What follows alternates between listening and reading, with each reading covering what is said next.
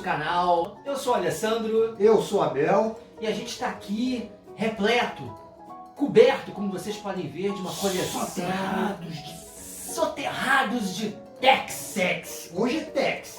Um dos quadrinhos mais emblemáticos da história, não é, Abel?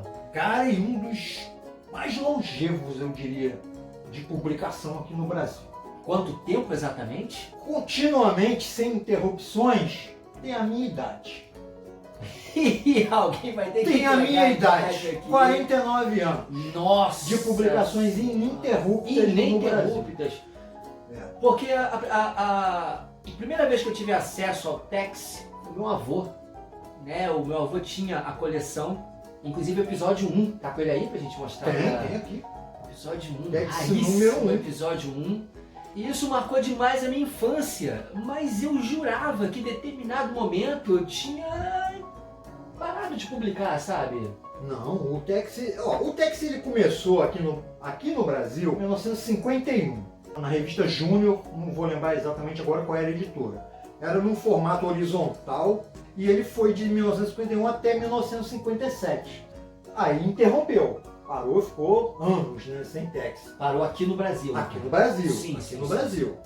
E em fevereiro de 71 eu estava nascendo e a editora VEC estava lançando o número 1 do Tex, que continua até hoje sem interrupções. Mudou de editora várias vezes. Olha que maravilha, né? Mas então, Abel, fale um pouco sobre o personagem Tex. Porque a gente não está querendo aqui falar de colecionador para colecionador. Não é ostentação esse vídeo. Mesmo que o colecionador já conhece. Exatamente, tudo, né? muito pelo contrário. A gente queria que quem não tivesse acesso, né, tomasse se iniciasse no Tex. Exatamente. Né? Isso. Ó, o Tex ele foi criado em 1948, né? Lá em Itália. Pós-guerra, né? Pós-guerra, né? Criado pelo Gianluigi Bonelli. E ele tinha o mesmo formato das primeiras publicações do Tex aqui, que era aquela formato horizontal. Sim. Que inclusive tem até uma história curiosa sobre isso. Ele era nesse formato porque como o governo do Mussolini durante a Segunda Guerra era aquela coisa do fascismo, né? Tava uma repressão absurda na Itália, né? Aí a guerra acabou, bababá, aquela história toda que vocês sabem, né? Durante muito tempo ainda ficou um pouco daquele resquício, né, daquela mentalidade do fascismo e tal. E como era um produto produzido na Itália, mas com personagens americanos, meio que consideravam subversivo. Subversivo. Então eles tinham esse formato horizontal porque nas bancas, né, onde vendia, né, as bancas de jornal ou nas quitandas, onde vendia, era mais fácil de esconder eles na prateleira. É muito curioso esse negócio. Aí a pessoa chegava, tem Tex, aí o cara pegava aquele escondidinho lá e tá entendendo? Pra vocês verem que não é de agora, né, que o italiano ele replica a cultura norte-americana. Sim. Fez muito isso com o cinema nos anos 80, tem muito filme que tem muita gente que não faz a mínima noção que era italiano, né, porque era exatamente, né, uma cópia de filmes americanos, né, seja no estilo, seja nas referências, etc. Mas fala do personagem agora, quem é o Tex? O Tex Willer, ele era, no início das histórias, ele era um fora da lei. Com o passar do tempo, ele acabou ingressando nos Rangers do Texas e também começou a lutar muito pelos oprimidos, digamos assim, no caso os índios, do oeste americano, os povos indígenas, né? Sim. Acho que até por causa disso ele foi meio que considerado no início, né, que aquilo ia levar à subversão, né? Uma literatura meio política, meio política, meio tá defendendo uma raça diferente, né? Coisa do pós-guerra, digamos assim. Não, nada muito diferente do que a gente está vendo atualmente, infelizmente, né? Pula essa parte, vamos voltar ao Tex. Então, como eu disse, né, de 71 para cá ele está sendo publicado ininterruptamente no Brasil. Hoje em dia tem aproximadamente de 15 a 17 publicações de Tex no Brasil. Títulos diferentes, né, como o chamado Tex normal, né? Tem o Tex coleção, que pega o Tex na mesma ordem cronológica que foi publicada na Itália. Tem o Tex edição especial de férias, edição de ouro, né, que são republicações de histórias clássicas, o edição histórica, né? Nem todas elas são mensais. Eu acho que mensais atualmente são 4, né? Que é o Tex normal, o Tex coleção, uma publicação até recente que é a Tex Willer, que conta as histórias do Tex quando ele era bem jovem. Tem também o Tex anual, tem o Tex edição gigante, tem a edição gigante em cores, tem Tex em cores, tem Tex formato italiano, tem Tex gráfico, tem um Tex até dizer chega. Haja dinheiro pro camarada que quer colecionar tudo, ele não faz mais nada da vida, só ler Tex e gastar com Tex, nem comida ele compra mais. E uma pergunta, assim, eu que parei, né, de ter acesso, eu não fiquei acompanhando o Tex como você, infelizmente, mas você acha que a qualidade se manteve? Sabe por que despertou essa minha curiosidade? Quando você olha assim, eu vejo uma preocupação em se manter a tradição. Né? Não, de não se quebrar, né? o que foi começado lá atrás. Eles procuram sempre manter a tradição, principalmente na publicação regular dele, né? O Tex Coleção, não vou falar porque o Tex Coleção na verdade é uma arrumação, botando tudo em ordem cronológica.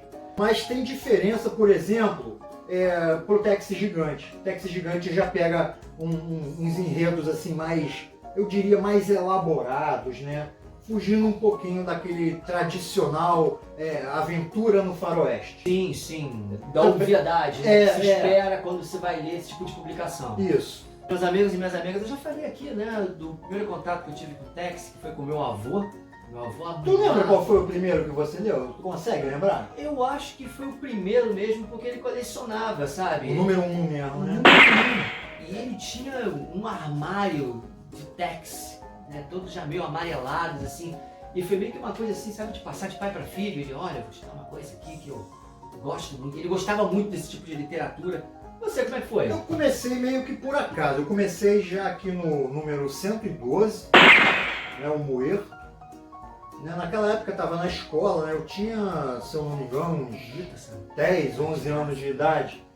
E tinha muito aquele costume, né, dos moleques da escola, a gente levava gibi para trocar, né? Sempre tinha aquele esquema, né? Eu tenho repetido lá, esse eu não quero mais, vamos trocar. Um dia um amigo da escola levou os gibis para trocar comigo e esse aqui estava no meio. Eu olhei assim e falei, Tex, não leva, cara, é bom, tal, não sei o que. Tá bom, aí troquei. Então foi na infância também. Cara, quando eu comecei, eu tinha uns 10, 11 anos, cheguei em casa, né, comecei a ler isso aqui e eu só parei quando chegou no fim, eu fiquei viciado em Tex. Assim, no primeiro contato eu já fiquei viciado, mas não passei a colecionar não. Pegava nas trocas, assim, números pingados, cheguei até a comprar. Levou um tempo ainda pra você. Levei muito tempo né? para colecionar Tex, porque eu achava que o Tex, por ter tantas publicações e já está com uma numeração tão avançada, eu achava que era meio que impossível eu conseguir os números mais baixos e tal, né? E foi até uma surpresa, né? Quando eu decidi colecionar, entrei num sebo e tava lá por R$10 o número 1. Porque, gente, vou falar um negócio pra vocês. Vocês estão vendo aqui, né? A gente colocou algumas publicações aqui pra vocês verem. Mas o Abel tem armários aqui. Eu tenho muito Tex, na verdade. Tem muito Tex. E quando que você resolveu que ia ser aí sim colecionador? Quero tudo. Quando eu comecei a colecionar mesmo o Tex foi em 2003, né? Que eu conheci o Mercado Livre, né? Naquela época era Mercado Livre e Arremate. Tá gatinhando ainda, né? Tava. Mas aquilo ali abriu um leque de possibilidades de você encontrar os produtos que você queria, que não tinha antigamente. Ou você ia num sebo e chegava lá, não tem, acabou. E ficava por isso mesmo. Isso aqui não, você comprava do Brasil inteiro. Até do mundo. Gente, antes para você ser um colecionador, ou você tinha que sair à caça, né, do tipo, quem tem, vamos trocar, aonde vende, ou você pedia pelo correio, né, o que saía muito caro. O que saía caro e geralmente as editoras não tinham edições muito antigas. Eles guardavam em estoque só as 6 últimas. Então, por exemplo, isso, né? Aí, quer dizer, aí com esse advento, né, dos comércios virtuais, eu me encorajei de falei, cara, acho que agora dá para fazer uma coleção de Tex. Aí eu comecei a comprar. Mas vamos lá, seja sincero aqui perante os nossos disqueiros e gibizeiros. Isso foi porque você simplesmente gosta de colecionar ou o quadrinho continuou te motivando, continuou te dando aquele Eu acho que tesão, as duas assim, de coisas. Eu você... sempre fui um colecionador de tudo, cara. Tudo que eu gostei na minha vida, desde a infância, eu queria ter aquilo ali completo. Entendeu? Se era brinquedo, eu quero ter a série toda. Com direito à raridade. Tipo super-heróis da Gulliver, eu queria todos. Falcon, eu quero todos. Era tipo isso, entendeu? E com os quadrinhos foi igual, né? Além de gosto, é lógico. Se eu leio e não gosto, eu não vou querer colecionar. Sim, óbvio. Vou colecionar só por colecionar, porque eu sou um colecionador compulsivo. Não, eu coleciono o que eu gosto. Mas não houve decepção com essas edições mais recentes? Não houve. Em nenhum momento houve decepção. E essas muitas variantes, né, que o personagem tem, especial de férias, coleção, gigante. Foi a dificuldade de conseguir tanta coisa, né? Tanta coisa. Questões financeiras, questão de espaço a gente dá um jeito, né? Em espaço a gente arruma um cantinho e bota. O financeiro foi o principal, porque além de eu estar comprando as edições antigas que eu não tinha, nas bancas já existiam vários títulos. Aí o cara, como é que eu vou comprar isso tudo? E não era só isso, junto com isso eu compro meus discos, eu compro o gibi da Marvel e... Ai, sufocado, não dá! A gente precisa trazer também uma informação muito interessante sobre esse personagem. Mas vocês acham que esses sucessos passaram em vão? Sim, o Tex teve um filme. O filme do Tex, né, era um projeto desde 1976, que não foi pra frente porque o criador do Tex, Gianluigi Bonelli, ele dava tanto pitaco na produção e coisas assim que a produção dizia que não tinha como fazer, mas ele queria que tivesse. Então ficou aquele impasse durante tantos anos que cancelaram. Em 85, o canal de TV italiano Rai 3 resolveu fazer um filme para a televisão, como sendo o primeiro de que depois ia virar uma série, né? Ia virar tipo um seriado de episódios de 1 hora cada um. Pegou um grande protagonista, né? Que é o Giuliano Gemma. A verdade, o Gianluigi Bonelli... vários clássicos do western. O Gian Bonelli queria o Charlton Heston no papel do Tex, né? Mas o canal de TV Rai 3, ele resolveu fazer uma espécie de votação com a audiência do canal. Olha que legal, hein? Né? E as pessoas votaram e o Giuliano Gemma, né, que é o grande astro italiano do faroeste spaghetti, foi o eleito, né, pela população lá na época, né? 72% dos votos. Paul Newman ficou em segundo lugar. Olha isso. Acho justo, né? Ter foi justo, italiano, foi justo. Né? Achei justo. Eu não acho que eu sinceramente, eu não acho que Giuliano Gemma tem cara de perfil, né? Mas eu sou fã do Giuliano Gemma também, que infelizmente faleceu, mas... O filme é bom porque, assim, a imagem que nós temos dos filmes italianos é sempre tirando grandes clássicos, né, como Fellini, Pasolini, etc., é de um produto assim meio... fica um pouco a desejar em termos de qualidade, etc. Mas a produção foi americana, não é isso? Não. Foi italiana mesmo. A produção foi italiana. A produção teve um baixíssimo orçamento. Para vocês terem uma ideia, a cena inicial do 007, Na Mira dos Assassinos, que é o último filme com o Roger Moore, só a cena inicial do filme. Que é de 85. É de 85 também esse filme. Só aquela cena inicial, o valor é o orçamento todo do filme do Tex. Para vocês terem uma ideia, né? O filme é bom ou não é? Ou é uma bomba? Eu acho ruim. É ruim. Eu acho curioso como fã do personagem, como fã do Giuliano Gemma. Eu acho curioso de assistir e tal, mas eu acho um filme ruim. É um filme ruim.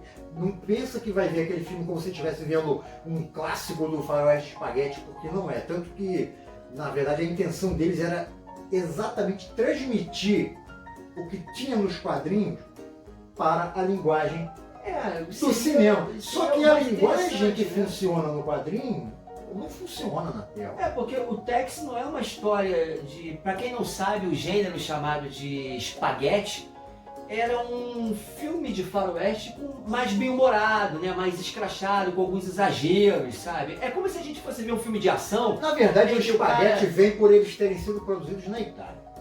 Sim, mas como ficou conhecido, foi quando se pensa hoje nesse gênero, já se pensa na associação com o humor.